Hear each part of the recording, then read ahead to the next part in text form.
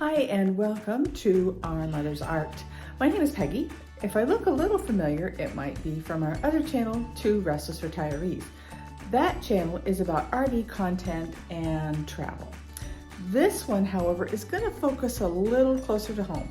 So I thought that I would give you an introduction today to the channel, what we're going to try to do here, and then I also like to give you a studio tour.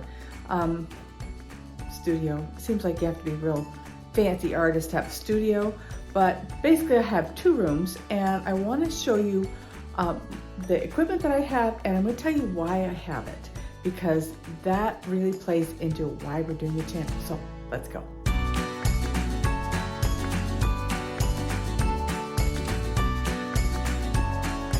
All right, we're going to start out in the main room. This was a room that was a living room in this house when we first bought it. And if you're interested in how we closed in that door right there, because that was an arched door and there was no door there, I have a video about that and I'll link it right there. Suffice it to say that we turned this living room with a kind of sad carpet into a really nice quilting craft space. And when I first started in this room a couple of years ago, it was only quilting. Now we've kind of expanded. So let's take a look around. This is the quilting space. This is my Berdina sewing machine. And this table is really cool because it lifts up and it's pretty versatile. So I've had that for a long time and continue to use it. I have rulers and thread and all that kind of stuff. So we have lots of quilt stuff going on. As a matter of fact, you can see right there, that's fabric for a quilt for my granddaughter. Right here though, these are looms that belonged to my mother-in-law. She was a master weaver and she had a number of looms. I happen to have 3 of them. You'll see the third one in just a minute. This is a Dorset loom that was built in about the 1960s in Dorset, Vermont. And we are from Vermont. My mother-in-law and her and father-in-law lived in Vermont for a long time. And this little loom is absolutely a little workhorse and I love it. And we're going to load it up really soon with this thread right there. We're going to make dish towels. So that's going to be a lot of fun. A lot of these implements, a lot of these tools here, these heddle hooks were also hers, and they're spectacular tools, especially this one right here. This, I don't know where she got it, but it's fabulous. This one, I don't know exactly I don't know the history of it. I don't know very much about it, but I do know that it was a table loom and it's kind of been Frankenstein. It has treadles now. It's a 2 harness loom and it's going to be real interesting. It has an adjustable reed that you have to move back and forth as you go. Now, of course, you can advance it, which I will show you how to do. A lot of these shuttles that are over here in this basket were hers. Just a lot of the things. This little piece right here, she wove this. I'm not sure I would have known what this piece was, but when we were back in Tennessee looking at all of her, the items that she had, she wove this and she kept all of her stick shuttles and pickup sticks and all kinds of stuff in it. That's a rug. This is a rug shuttle. I have another one of those that we're gonna kind of glue back together. But yeah, so I hung this up and it's a great place to store. Also, my father-in-law made this bench and it also holds a lot of sticks. They were hers. And my father-in-law was the one who modified this loom as well. So, loom serves 2 major purposes. One is quilting. The second is going to be weaving. And you can see right there behind me, my husband made that shelf. Much of that yarn came from my mother-in-law as well. My husband follows in his father's footsteps and is very handy. He has made a number of other items in here. One is this dual purpose cupboard. It's got a pegboard on the outside so I can hang rulers, but inside is all my thread. What? Take a look at that. Now, because this room was so small, we had to make some serious accommodations for ironing board and cutting table. That is a fold down ironing board. And there's my iron right there. And I'll show you how that works in another episode when we talk about quilting. And then this is really ingenious. This is a full down cutting board, and it works like a charm, and I will show that to you in the next or in another episode when we talk about quilting. And you've seen I've just kind of got some gadgets and gadgets here and there, and we'll talk about those. And of course, I have to have tunes because that's just how I roll. So, into the other bedroom, and I'll show you the other two things we've got. Let's go. This loom did not come from my mother-in-law. I bought this on Facebook Marketplace, and it's in beautiful shape. It is a Herald loom. I've already woven on it. My husband built this. We're going to stain it so it's the same color.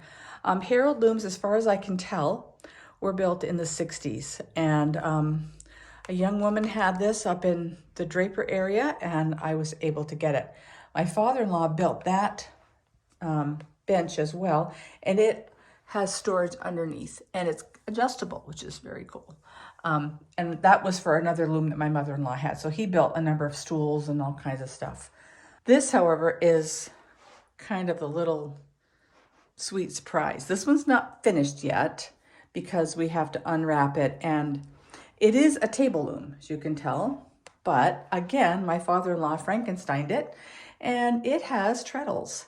So my husband's going to put it back together, and it is the loom that my mother-in-law would weave all of her grandchildren and great-grandchildren, these tiny, this is not her weaving, she would weave these tiny bookmarks, and all of the grandchildren and great-grandchildren have bookmarks from Graham. And I don't know, I certainly know I will never be the weaver that she was, but I'm going to make an attempt at warping up this little loom and doing something. So she even left a couple of warps that were braided, but she never used. So I'm going to try putting her warp on this little loom and see what we can make of it. So that'll be coming up. Now you might notice in here there's a couple of other pieces right behind me. That piece right there is a quilt I made for my father on his 80th birthday, and it's a family tree quilt. And this behind me is called a gamp. And in spite of its interesting 70s color, it has some pretty intriguing things in it. Let's take a look. So my understanding is that this was a pattern, and you can see that she signed it and dated it right there. It says B. Shadle, 1974. And this was a pattern that really, really good weavers did, and it's a sampler that they did out of a book, and I'll have to find that for you. But all these different patterns, and she's numbered them. And from what I understand, that is Rose Path. I don't know the names of some of the others, but it is a very complicated sampler, and one that is worthy of a great deal of study. Again, it's probably not something I will ever do, but it's amazing. And since I'm right here, this little piece right here I keep it for a sentimental reason.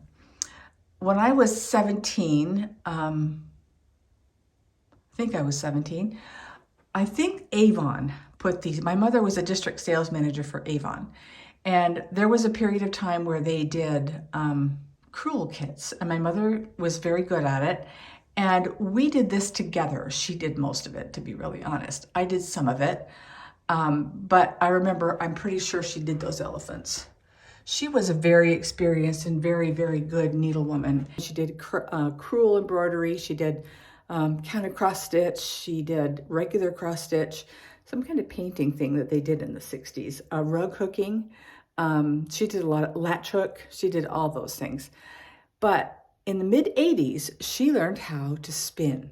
This was my mother's spinning wheel. It is an Elizabeth by Ashford. So it's not particularly old, probably 35 years or so. But that is a double drive wheel, and I got it after she passed away. When my mother learned how to do something, she wanted everybody to learn how to do it. And so as a result, my younger sister, Veronica, and I both know how to spin. I learned how to spin in the late 1980s, maybe, a couple years after she started.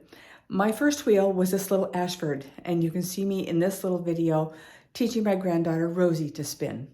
and she loved it. And so I let her keep my original Ashford Traveler spinning wheel. The wheels that I currently use are this Shack Ladybug, which we're going to be spinning on, and this Shack Sidekick. I also have a Joy spinning wheel, which is a fold up Ashford that was my mother's, that she never spun on before she passed away. I keep that out of the motorhome because it's a great wheel to travel with. Over the next few weeks, we will be exploring a number of different things. Spinning. I have a number of braids and rovings and some cool things. I'm a better spinner than I am any of the other things. I will admit right up front to be a beginning weaver. So we're going to learn together, or I'm going to show you all my mistakes, one or the other. But I think we'll have some fun. We're going to make some dish towels, some blankets, maybe some placemats, and hopefully a few Christmas gifts along the way. So oh yes, by the way, that's an inkle loom up there. I think there's 2 of them. Yeah, there's another one. Right there. Those were also my mother-in-law's. I have not the faintest idea how to work an inkle loom, so I guess we'll have to find that one out. In any case, it's going to be a lot of fun.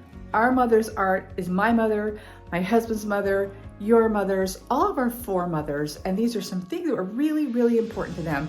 And it's important to pass them down to our families if we can. Do we have to? No. Can we go out and buy blankets? Yes. Can we buy bread? Yes.